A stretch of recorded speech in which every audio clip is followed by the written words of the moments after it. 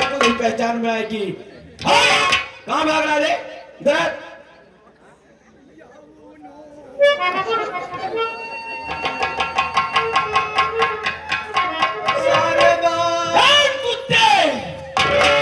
मारी कसम दुनिया के नाल के तरीके नाल की तरफ से मारती हो, कई मुंडिया घूम को इधर से मार दूंगा, तेरे खाने वाला बर्तन टूट जाएगा कुत्ते।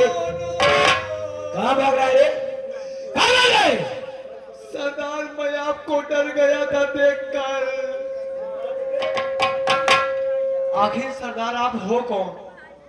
अपना परिचय बता दीजिए सरदार जी। बता रही हूँ बाबूजी, आप लोग एक लड़की के डाकू के रूप में देख के बड़े हैरान होंगे।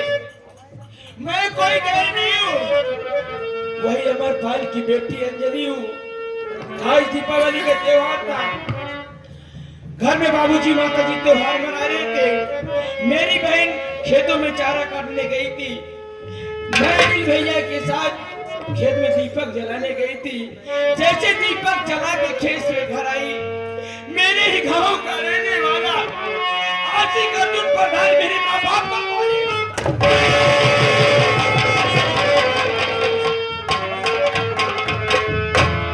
उसकी बीबी आशा पर बना, न जाने कौन सी ऐसी दवाई नहीं थी बाबू कि हम भाई बहन की बेहोशी की हालत में करके ले जाके ऊंची वाली पहाड़ी से फिरवा दी।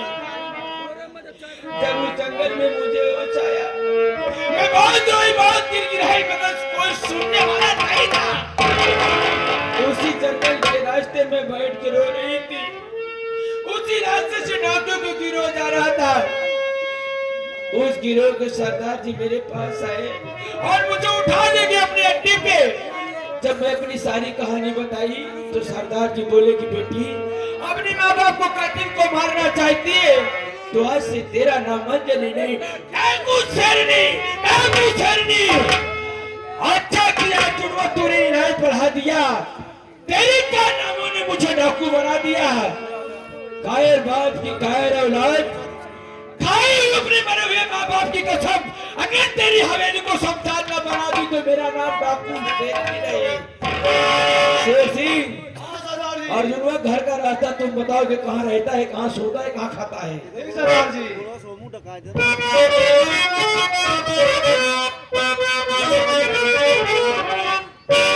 अरे समय कितना भी हो, जमाना शादी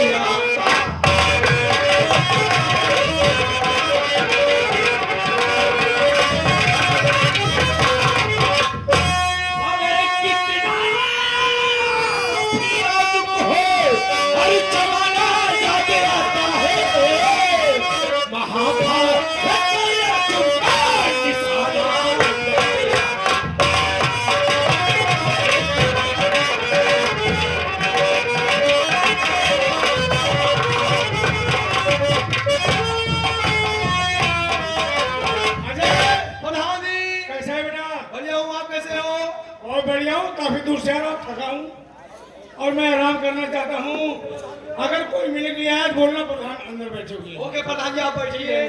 बड़े प्रधान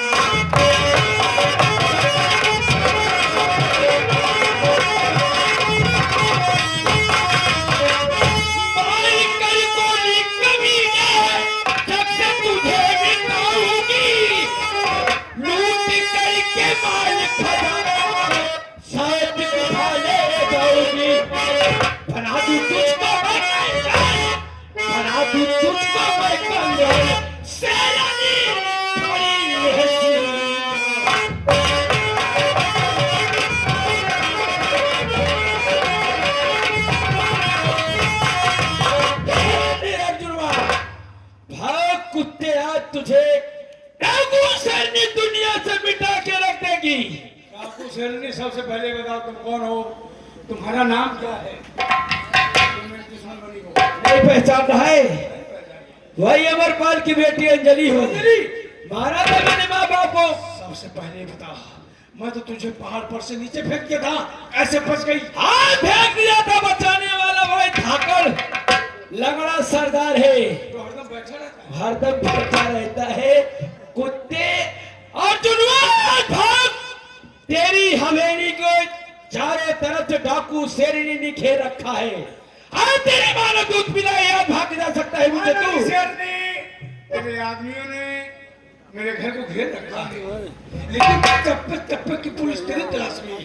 पाते ही तुझे गोली मार देगी। पुलिस? हाँ। और मेरी तलाश कहाँ है पुलिस?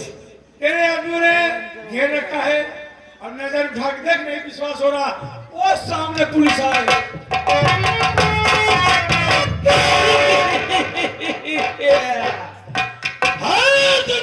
तूने मुझे चकमा देकर भाग गया है।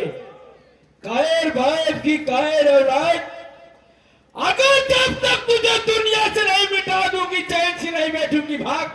मेरी गोली की रफ्तार से ज्यादा तू भागेगा रे। आ रही ऊंचाई में गोली।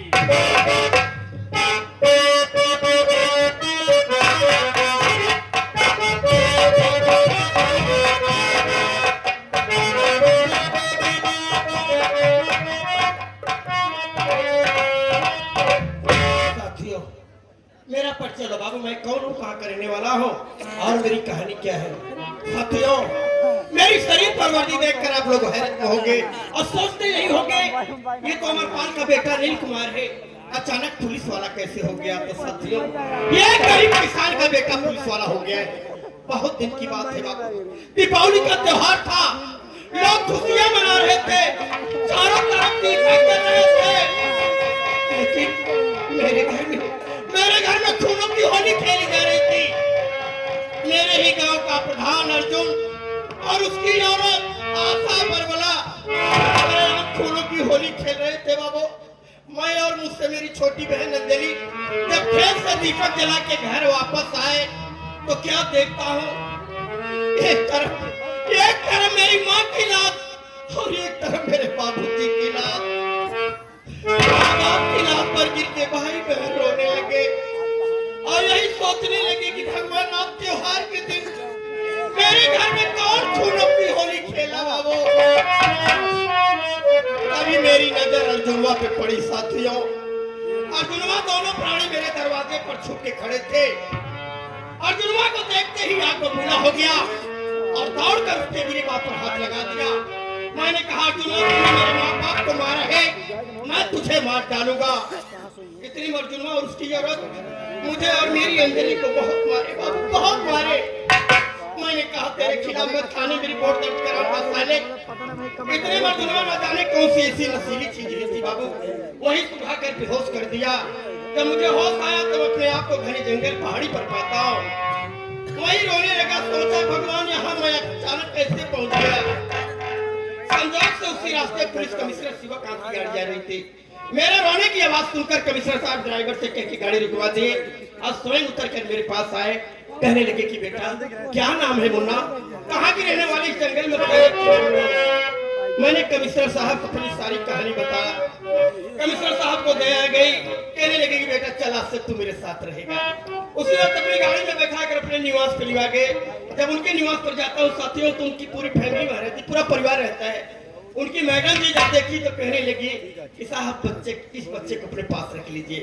उसी दिन से उनके यहाँ रहने लगा, छोटा मोटा कार्य भी करने लगा। पढ़ा लिखा तो मैं पहले से था और अच्छी तालीम उनके यहाँ हुई। उसी समय यूपी गवर्नमेंट में पुलिस इंस्पेक्टर का वार्ड निकला था। कमिश्नर साहब कहने लगे कि बेटा फॉर्म भर दे, हो सकता है मुकद्दर तेरा चमक जाए। मैंने कब फॉर्म भर दिया साथियों, लेटर आया गया, पेपर दिया, फिजिकल हुआ, इंटरव्यू सारी क्रिया मैंने पूरी की और नतीजा आप लोगों के सामने है कि आज एक गरीब किसान का बेटा इस पद पर नियुक्त है। जब मैं वर्दी पहना तिरंगे के नीचे कसम खाया कि साफ का पुजारी हूँ, इंसाफ करूंगा, अगर मुजरिम है मेरा भाई या मेरी बहन तो गिरफ्तार करूंगा। उसी दिन मैं ठान लिया कि अर्जुनवा तूने मेरे माँ बाप को मारा है, जब तक कानून के तहत तुझे सजा नहीं दूंगा तब तक मैं चैन से नहीं बैठूंगा।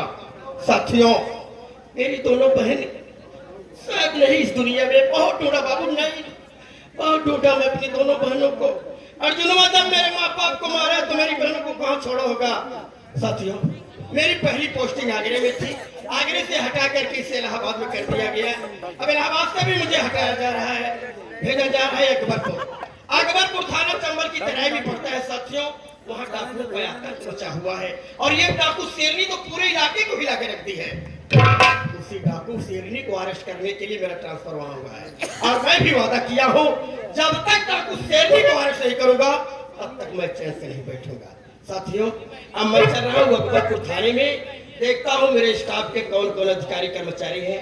आप लोग शांति बना करके संगीत का आनंद लीजिए। साथियों, आशा तो नहीं विश्वास दिलाता हूँ सारी रात संगीत में आनंद आएगा।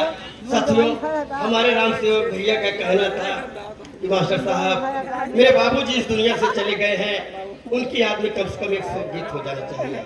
तो साथियों,